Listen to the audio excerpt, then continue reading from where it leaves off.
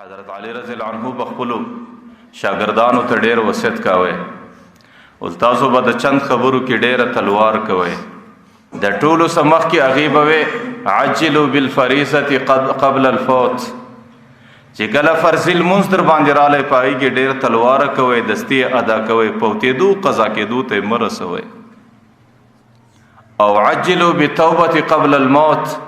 چې کله د توبې شکل رالی په ګناه در څه وسو نو هغې مرګ ته مه رسوه بلکې د مرګ د راتلو څه مخکې توبه کاږه او چې کله کور کې مرده پیدا سو قریبانو کې مرده پیدا سو د هغې په کفن و دفن کې انتظار مه کوو بلکې په هغې کې تعجیل او تلوار ده چې کله ستا پر ذمه باندې د چا قرضه راله د چا پور رالی نو په هغې کې بیا انتظار او ځنډ مناسب نه دی بلکې هغې دستي ادا کول او چې په کور کې د سړي لور ده د سړي خور ده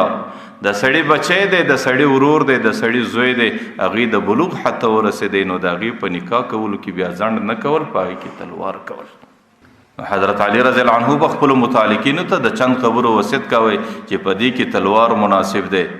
فرضي لمونځ چې در باندې فرض سو دستي به یې کوې او د توبې ضرورت چې پیښ سو توبه به دستي کاږې او چې کله مرده پیدا سو د هغې د کفن و دفن به دستي نظم جوړې او چې کله قرض در باندې رالی د قرض د ادا کېدو فکر به دستي کوي او چې کله کور کې نارینه او زنانه حد د بلوغ ته ورسېدو نو د هغې د رشتې ازدواج او د هغه رقم د نکاح تړلو بندوبست به ډېر ژر برابروي